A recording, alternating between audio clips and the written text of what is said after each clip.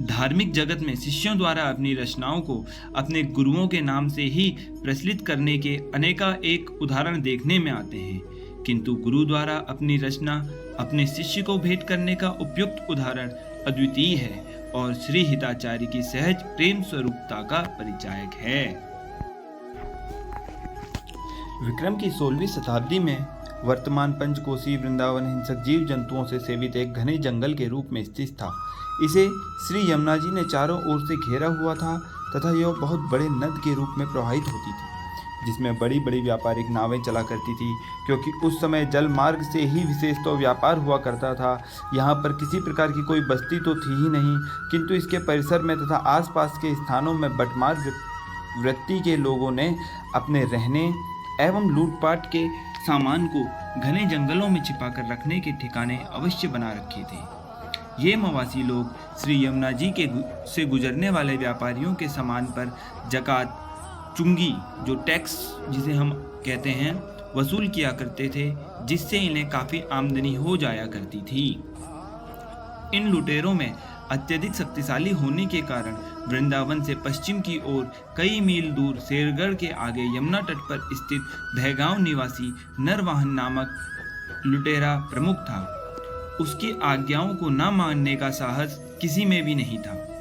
उसने अपने पराक्रम से एक सशस्त्र सेना बनाकर स्वयं को राजा के रूप में स्थापित कर लिया था तथा अपनी शक्ति के बल पर संपूर्ण व्रज पर अपना अधिकार बना लिया था।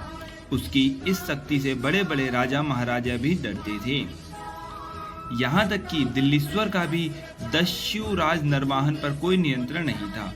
उन्हीं दिनों विक्रम संवत 1590 की कार्तिक शुक्ला त्रयोदशी के दिन गोस्वामी श्री हित हरिवंश चंद्र जी ने इस जनशून्य पंचकोशी वृंदावन में प्रथम पदन्यास किया था। वे अकेले नहीं थे, उनके साथ देववन से आए उनके कुछ शिष्यगण, मार्ग में तीर्थावल में नव विवाहिता उनकी दोनों पत्नियां एवं दहेज के रूप में मिले उनके परमेष्ठ श्री राधा वल्लभ लाल जी का सेव्य रूप भी था। श्री हिताचार्य के अभूतपूर्व रूप सौंदर्य को देखकर पंचकोशी वृंदावन के निकटवर्ती व्रजवासीगण इकट्ठे हो गए।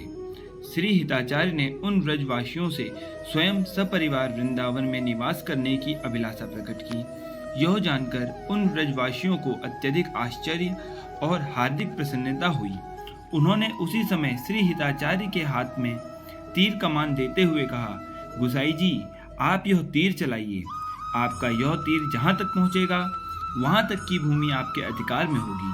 श्री हिताचार्य ने यमुना तट पर स्थित जिस ऊंची टेर से तीर फेंका था, उसी स्थल पर अपना निवास स्थान बनाया और वहीं पर लताओं से बनाए गए मंदिर में श्री राधा वल्लभ लाल जी को विराजमान करके वे उनकी अष्टयामी सेवा करने लगे। अपने गुप्तचरों के द्वारा दस्युराज नरवाहन को जब यह ज्ञात हुआ कि कोई ऐसा चमत्कारी महापुरुष हिंसक जंतुओं से संसेवित निर्जन वन में आया है, जिसके मधुर प्रभाव से हिंसक जंतु तथा निर्जन वन के परिसर में बसे बटमारों के मन, बुद्धि और चित्त बदल गए हैं तथा वे सब उस महापुरुष की सेवा शुश्रूषा में लग गए हैं, तो कौतूहल देखने की दृष्टि से एक दिन वह भी श्री हिताचार्य के निवास स्थान पर आया। उस समय श्री हिताचार्य अपने शिष्यों एवं व्रजवासियों से घिरे हुए थे तथा नवल नामक शिष्य के साथ कुछ आलाप संलाप कर रहे थे। राजा नरवाहन भी श्री हिताचार्य के मधुर प्रभाव से अछूता न रह सका। वार्तालाप सुनकर उसे अपनी वृत्ति पर बहुत खेद हुआ। उसने अपना हार्दिक दुख प्रकट करते हुए श्री हिताचार्य से स्वयं को शरण में लेने की प्रार्थना की। श्री हिताचार्य ने उसकी निष्कपट वाणी सुनकर उसे मंत्रदान के साथ साथ मधुर उपदेश भी दिया, जिससे उनके जीवन में आमूल चूल परिवर्तन हो गया। नरवाहन जैसे खूंखार दस्यु के जीवन में इस परिवर्तन से पंचकोशी वृंदावन में निवास करना सबके लिए सुगम हो गया। उन्होंने स्वयं भी श्री राधा वल्लभ लाल जी के लिए मंदिर बनाने का संकल्प लेकर उसे अतिशीघ्र पूरा किया। श्री नरवाहन जी द्वारा बनवाए गए इस नए मंदिर में श्री राधा वल्लभ लाल जी को विक्रम संवत 1591 की कार्तिक शुक्ला त्रयोदशी के दिन विराजमान कर उनका प्रथम पाटोत्सव अत्यंत धूमधाम एवं विशेष समारोह के साथ मनाया गया। श्री नरवाहन जी ने श्रेष्ठ गुरु के उपदेश से अपने मन के सारे प्रश्नों का समाधान पा लिया था। अब वे अपना अधिकाधिक समय सेवा उपासना में देने लगे। अच्छे भावों के उदय होने से उन्हें स्वयं ही लगा कि चित्त निर्मल होता जा रहा है। धीरे धीरे वे राजकार्य से बिल्कुल निवृत्त हो गए और उनके कर्मचारी राज्य संचालन में उनकी जगह काम करने लगे। एक दिन की बात है कि एक जैन व्यापारी व्यावसायिक सामानों से लदी हुई बड़ी बड़ी नावों में यमुना से ले जा रहा था। नियमानुसार राज कर्मचारियों ने उससे राज्य कर देने को कहा, किंतु वह मदांध व्यापारी, जिसके साथ 100 बंदूकधारी एवं हजारों सैनिक थे, लड़ने के लिए तैयार हो गया। नरवाहन जी की फौज ने उसे पराजित कर दिया और उसे बंदी बनाकर इनके सामने उपस्थित किया गया। विचार विमर्श के बाद आपने आदेश दिया कि इनका सारा धन, जो कि 3 लाख था, राज्य कोष में जमा किया जाए तथा इतना ही धन और मांगने पर इसे छोड़ा जाए, और जब तक इसे गले में तोंक तथा पांव में बेड़ी पहनाकर कैद खाने में डाल दिया जाए।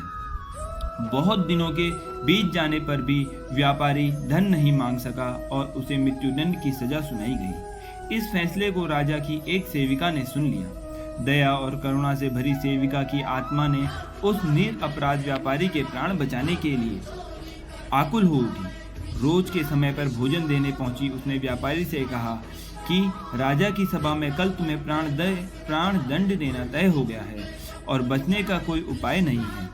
व्यापारी ने सेविका के चरण पकड़ लिए, घबराते हुए उससे प्रार्थना की कि मुझे अब बचने का कोई उपाय बताओ। सेविका ने उसे प्राण बचाने का आश्वासन देते हुए शांत किया और कहा कि तुम मेरी ही तरह इस कंठीमाला और तिलक को धारण करो और हमारे राजा को श्री राधा वल्लभ और श्री हरिवंश नाम से बड़ी प्रीति है। वे सदा उनका भजन करते रहते हैं, अतः तुम रात को श्री राधा वल्लभ श्री हरिवंश की नाम ध्वनि बहुत जोर जोर से करना। इसी नाम के प्रभाव से तुम्हारे प्राण बच जाएंगे। राजा के पूछने पर यह और कहना कि मैं श्री हरिवंश महाप्रभु पाद का शिष्य हूँ। यह कहकर सेविका चली गई। इधर व्यापारी उसी क्षण से श्री राधा वल्लभ श्री हरिवंश नाम ध्वनि का जप मन ही मन में करने लगा तथा अर्धरात्रि होने पर बड़े उच्च स्वर से उसने बोलना प्रारंभ कर दिया। ऐसी सुनसान रात्रि में अपने गुरु इष्ट का नाम सुनकर नरवाहन जी की नींद टूट गई और वह कैद खाने की ओर दौड़ पड़े। वे व्यापारी के चरणों में गिर गए और व्यापारी से यह जानकर कि वह हित महाप्रभु का कृपा पात्र है, अत्यंत लज्जित एवं दुखी होकर व्यापारी से क्षमा याचना करने लगे और कहने लगे कि हमने आपको जैनी समझकर लूट लिया था। अब आप ये बात श्री गुरुदेव जी से मत कहना। प्रातःकाल होते ही व्यापारी को स्नान कराया गया, स्वच्छ कपड़े पहनाकर उनका सम्मान किया गया, उनकी सारी संपत्ति लौटा दी गई और उसका चरण स्पर्श करते हुए उसे आदर पूर्वक विदा किया गया। व्यापारी के हृदय पर इस घटना का अत्यधिक प्रभाव पड़ा। व्यापारी ने सोचा कि जिनका झूठा नाम लेने पर मेरे प्राण बच गए, उनका निश्चल हृदय से नाम लेने एवं उनकी शरण लेने पर न जाने क्या प्राप्त होगा। यह सोचकर उसने वृंदावन आकर श्री हित महाप्रभु के दर्शन किए और अपना सारा धन श्री हित प्रभु के चरणों में अर्पित करते हुए अपना सब वृतांत भी कह सुनाया। श्री हिताचार्य ने भी उसकी हार्दिक श्रद्धा से द्रवीभूत होकर उसे मंत्र दीक्षा प्रदान करते हुए हित धर्म की रीति से परिचित कराया। साथ ही उसके द्वारा समर्पित की गई उसकी विपुल संपत्ति का स्पर्श न कर यह कहते हुए उसे ही लौटा दिया कि यह सारी संपत्ति को साधु वैष्णवों की सेवा में लगाकर परम सुख का अनुभव प्राप्त करो। व्यापारी भी इस गुरु आज्ञा को शिरोधार्य करके अपने घर के लिए विदा हो गया। व्यापारी के चले जाने के बाद श्री नरवाहन जी डरते हुए श्री हित जी महाराज के समीप आए और उनके कृपा पात्र को अज्ञानवश इतनी अधिक पीड़ा देने के अपराध की क्षमा मांगी। महाप्रभु जी ने नरवाहन जी की अद्भुत गुरु निष्ठा पर रीझ कर उन्हें अपने गले से लगा लिया और उसी समय उन्हें अपने साथ ले जाकर परिकर सहित प्रिया प्रीतम के दर्शन कराए तथा 2 अत्यंत सुंदर पदों की रचना उनके नाम से कर दी। भेंट में दिए गए वे 2 पद श्री हित चतुरासी की पद संख्या 11 तथा 12 हैं।